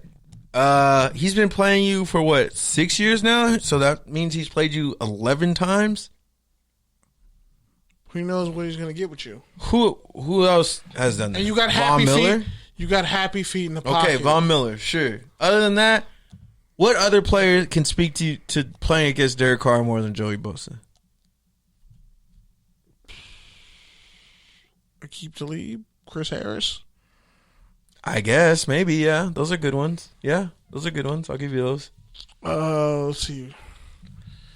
Point is... Andy Reid. Point is, like you said, bro, don't get hit in the mouth and be like, oh, what happened? I don't know what happened. Like, bro, you know what happened. It's like he got hit in the mouth. You know what happened. He cried low key when he went back to the huddle. Yeah, Derek Carr. And then it made him mad, so he started playing better. He took something out of Urban Meyer's PR book with that one. Like, there was no need to do that. Yeah, it definitely made me upset. Just shut up. Put your tail between your legs. You play them again later in the season. You got another big game coming up against one of your best friends, Khalil Mack. Must win. When he sacks you for like 6 sacks, don't say anything. But like, damn, they really paid. If I was Khalil Mack and I sacked him, I was like, they really paid you over me, huh? I mean, I think he was happy about it. Worked out for him. But I mean, like, they really paid a 2nd-round pick over a 1st-round pick. The 5th overall pick. And arguably, I don't even get mad about that fact. That doesn't even bother me. The fact that makes me mad is what we did with those picks after. That's what makes me mad. But that's why it made me so mad, because I knew they were going to do that with those picks. Might be worse than Farrell even. Oh, in the section I was in, we were talking so much shit about David Arnett. I remember I feel like somehow he's gotten worse. He ran a 4.4. I was like, okay. I feel like he's even gotten worse. He was never the best corner on his team. I feel like he's gotten worse. All he did was go against slow-ass Big Ten receivers. Like, I feel like as he plays more, he gets worse. He's worse than Stanford Route. He's worse than DJ Hayden. He's worse than Chris Johnson. He's worse than DJ Hayden. Like, at least DJ Hayden had a reason. He was always hurt. He picked off, at least DJ Hayden picked off Peyton Manning. All right, so now we get to the rants. You want to go first? You go first. All right, let's see what you got this week. Tomorrow I'm actually attending a webinar to see if I can get hired to help with the Super Bowl. Hey. It's lit. Yeah. Bravo. Cool. How'd you find that? One of my professors, she put it on campus as an announcement. She was like, Lance Dennis, who's in charge of that, is looking for 60 CSU students. Oh, that's if you're cool. interested, that's dope. Attend the webinar tomorrow. That's dope. Do it. And whatever you need from us, don't hesitate to ask. Yes, thank you. That's all? Yes, that's all I have today. All right. Well, can't wait to see you covering the Super Bowl. We're just going to put that into existence. All right. For me, it's been an interesting week. I mean, I think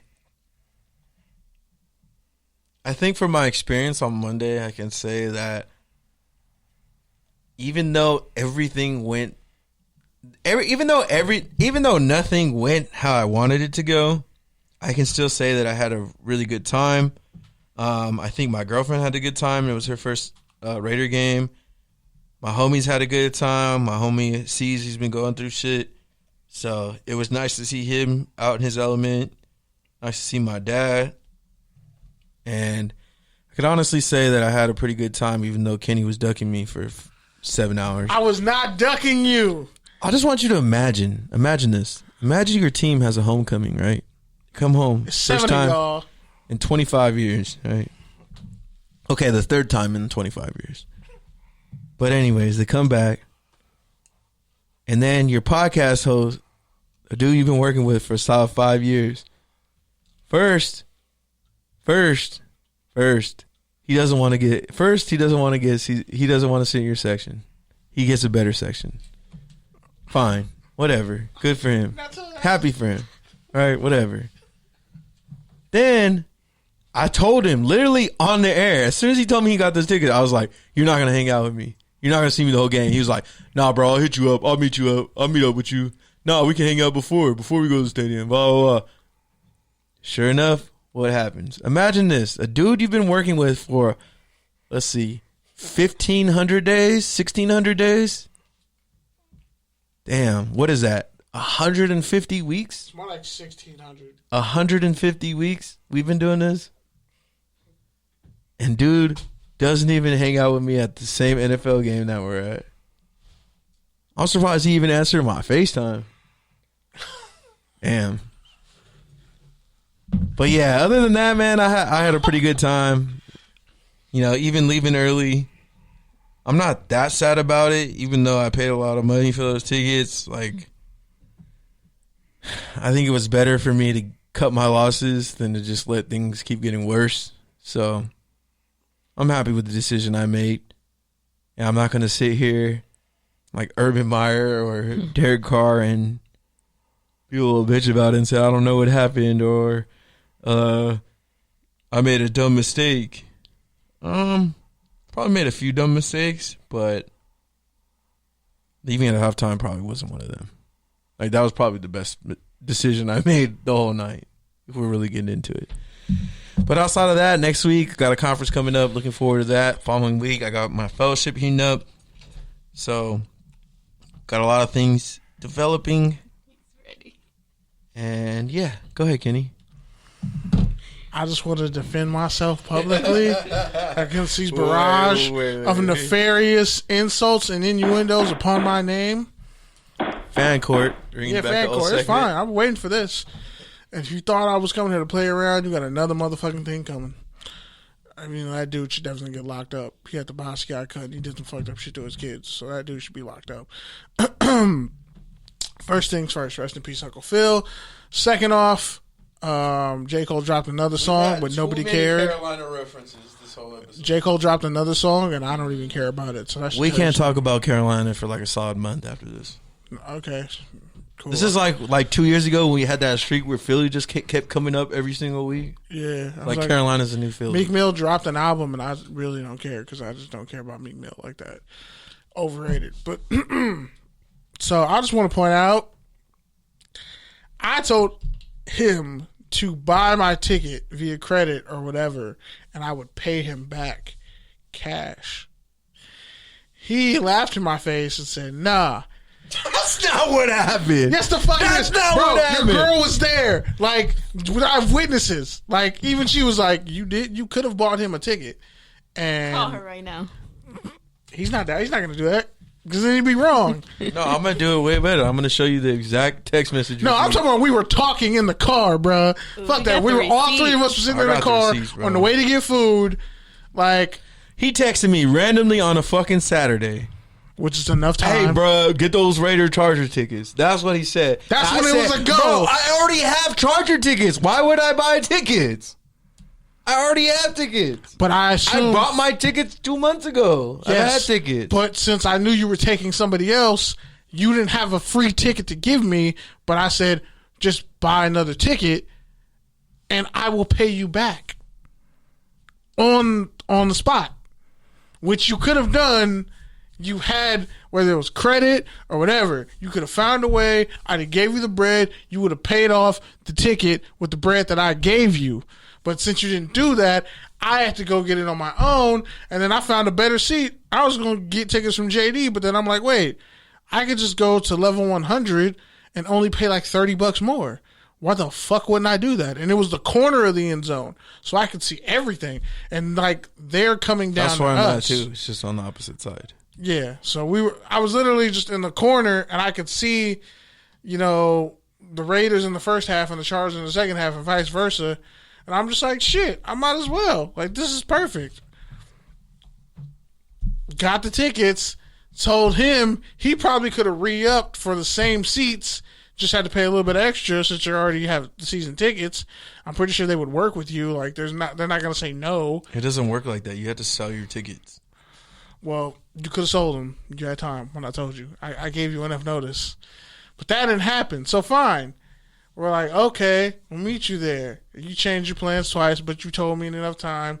We're going to be here. I was handling some shit with my nephew. He's teething right now.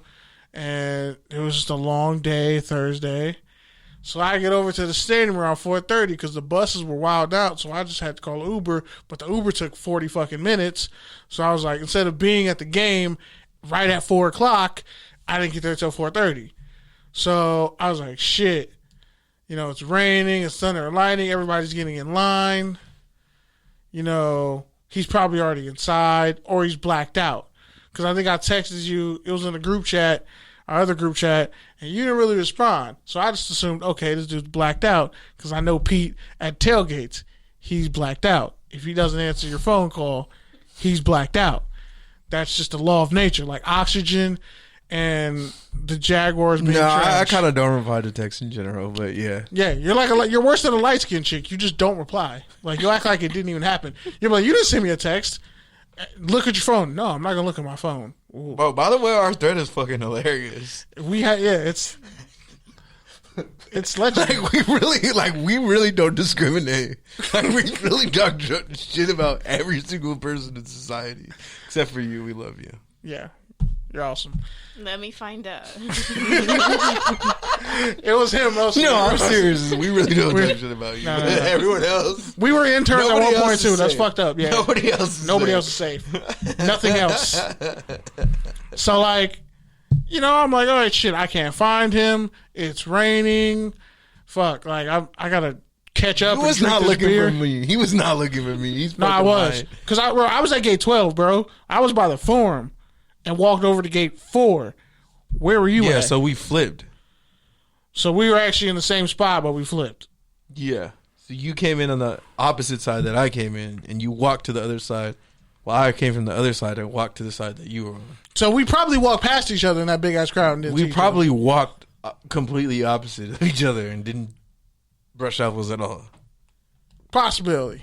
But yeah, I get in the stadium. I'm sending pictures inside the stadium to show where I'm at. No reply from Pete whatsoever. You didn't text me. Yes, I did. And I texted the group chat. I hit the group chat with pictures. So, come on. And you saw my IG and you liked the pic. So, if you like the pic on IG and we're in the same fucking stadium and you're not replying to texts in a group chat that we're in with other people, I'm assuming you're blacked out. See what I said 5 minutes ago. If Pete doesn't answer his phone and you text him, he's probably blacked out. And if he's not blacked out, I didn't know this motherfucker had food poisoning or whatever. He had nasty, tainted street meat. And there was fucking... Thor was just having an orgy outside because it was thunder every fucking where. It was thunder and lightning everywhere and it was raining, bro. I'm not trying to get struck by lightning out here. Street beat. I can't afford to... I can't afford to get struck by lightning. That's the title of the podcast. Yes. Tainted street beat. If there's tainted street meat, just leave at halftime. I don't know, whatever. I'll figure out a title. But all I'm saying is, if I couldn't afford to get struck by lightning and find out if I'm going to be static shock or fucking electro in this bitch, okay? Or a toasty marshmallow. I don't want to find out. Because that thunder and lightning was no joke. And it was pouring, but everybody was going, Raider. That was honestly the best part ever. That's when I knew I was home. And on top of that, shout out to them for letting us smoke out the stadium. Because that shit was lit. It was smelled like fucking dank in my section. It was beautiful. Like, they really let you smoke in SoFi. They definitely don't. Let Allegedly. It's definitely a smoke free. Like, you're not supposed to smoke in that whole area. I don't know where it came from. Like, you're not supposed to smoke. It was like that heavenly. Whole district. It was like when the Undertaker and Shawn Michaels were at WrestleMania, and then the Undertaker came out, but then Shawn Michaels came out in the all white, even though he's historically been a piece of shit and a devil. But whatever, it's a whole nother story. That's why The Rock don't fuck with him. That's a whole nother story. God damn it, dude. We got like fucking 70 different threads. Don't worry. I'm going to find this. You're going to find it now. Don't worry. Because my story holds weight in every thread. Just like my weight in real life. But, so through all that hubbub and everything, and I go in and get my 2 beers, I'm posting pictures and shit. I'm being social, even though technically I took time off. I took the day off work. So I'm like not trying to be too low key, not trying to be heavy on Snap because, that's the first place you get caught is on Snap. But anyway, so I'm having a good time. And then I just get like a fucking text from this dude. Oh, we're leaving. I texted you. I was trying to figure out where y'all were at. He never texted me. The blowout was starting to happen. It was like he didn't text me. It was 7-0, 14-0, 21-0. Between he didn't even text. Like normally, if I'm watching a game and he knows I'm watching it, he'll text me random shit about the game. He didn't do that once. He's lying, Your Honor. Look! I can pull my phone out. Like, You're lying. We can compare notes, my guy. You didn't text me once. If I didn't text you in the personal thread between me and you, I texted you in our other group thread. So either way, there's some shit there that corroborates what I'm saying. So after all that, I might have deleted it from my thread. Oh, look who fuck! I don't delete my text messages like that unless it's an old thread or it's spam. You keep everything. I'm just saying, you got to. Yeah. You never know when some shit's going to happen like this. And like I said, just like a light-skinned chick, he just admitted that he deletes his text messages. So already, I got to call the fucking phone company to get his text thread. All I remember All you remember or all you know? All I remember is you sent it to me on like 7 different platforms. You were like, hey, I got these tickets. And I was like, all right. But before that, you were asking me, to buy you a ticket. And I was like, I don't have it. I can't buy you a ticket. I literally didn't have the money. It's called credit cards, bro. I didn't have the credit. I don't have credit cards. I don't have credit on my credit cards like that. That wasn't really confirmed until we were me, you, and your girl were about to go get food, and then you said I didn't have it. I literally said that in the fucking text message. I said I would do it if I had it. I don't have it. But then you didn't sell the ticket either. So how much effort did you actually try to sell the ticket? That's all I'm saying. Like, I offered an option. You couldn't do it. I said, okay, I'll buy a ticket. But shit, if you could get floor seats, or you can get next right above floor seats, and it's only $30 extra, why wouldn't you do it? That's just a common sense thing. If I get better seats, why would I not get better seats? I couldn't get the seats right next to you. So I'm like, well, fuck it. I'll just meet him somewhere in there. It was like 10 people that we both know. 10 people I know, people I went to high school with who were also at that game. I didn't fucking know they were there. But then when I see, oh shit, you were at the game too? Damn, well, we missed an opportunity. Things happen. That happens. People miss people. Me, I'm the type of person, you kept calling me a loner.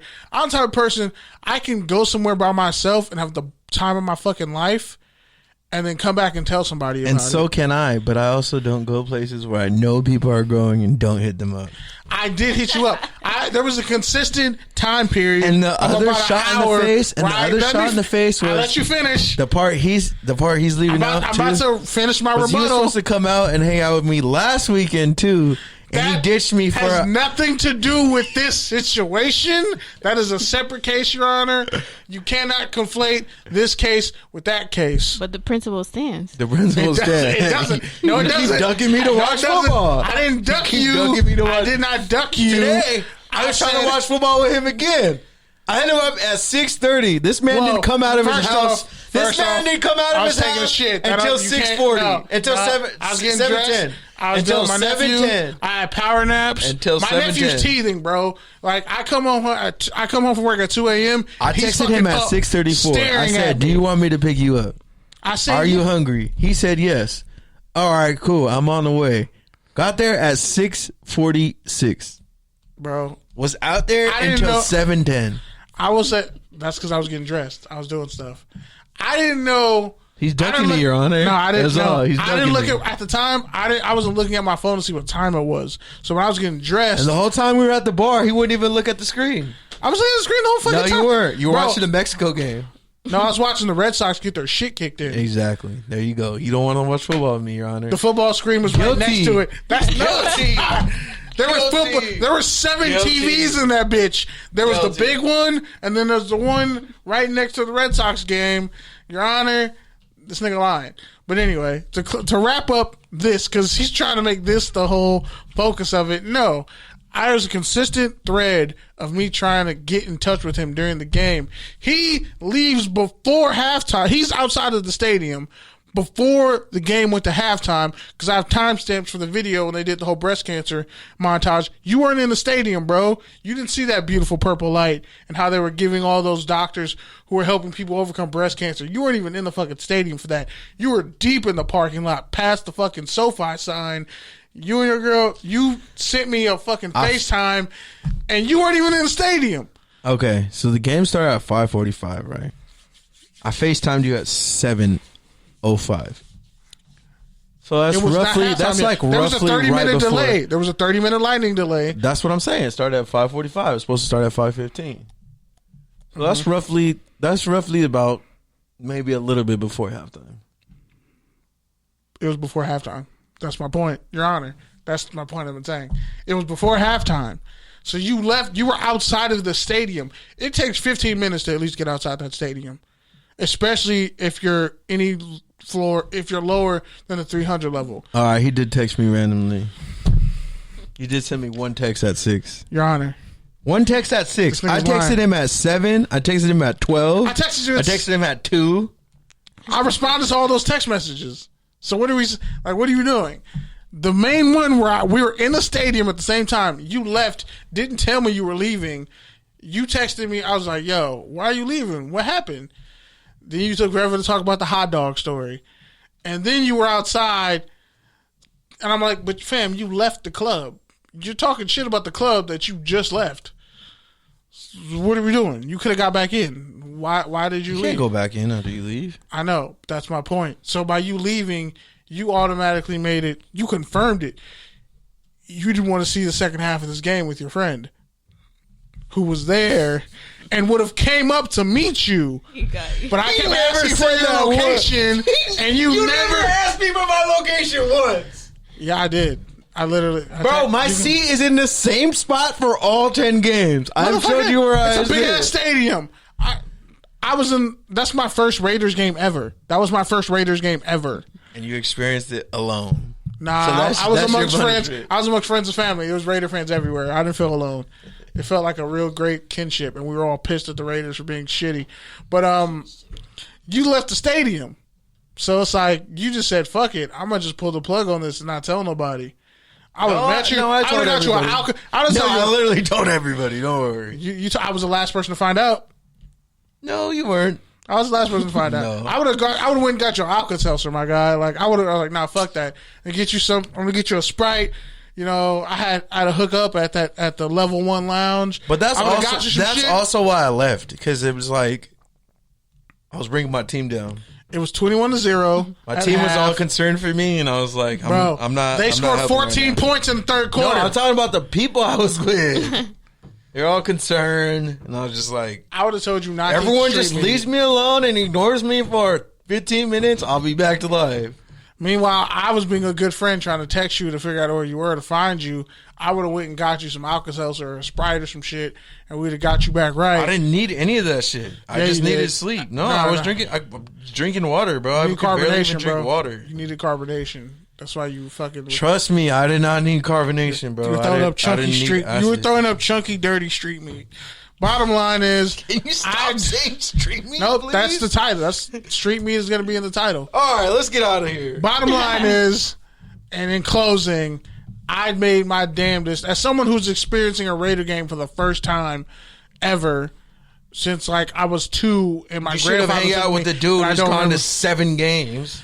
Okay, here's the thing. I tried to contact you, but you left at halftime. So in the third, fourth quarter... You contacted me once about how the Raiders can't cover tight end at 6 p.m. There was 5 hours between our last correspondence.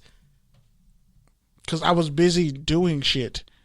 And when I got to the stadium, like I said... You admitted you got to the stadium at 4 and was fucking around. 4:30. No, 4:30. You self-admitted that. You got to the stadium at 4:30. I was trying to figure out where shit was. It was pouring down raining. It was Raiders fans everywhere. I was like, shit, maybe I can get lucky and find them. But nope. I miscalculated. I can admit that. I miscalculated.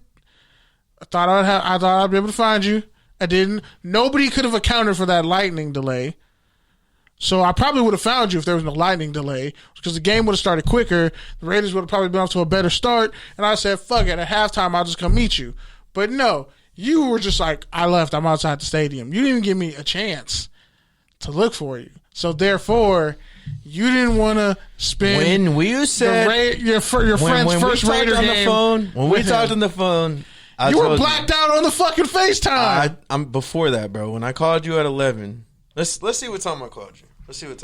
This man's for 20 minutes been looking for threads, and I just keep giving receipts that he's overlooking. But it's okay. Like, there's always the next game. We'll pre-plan it better. Because I called this dude at 10:44.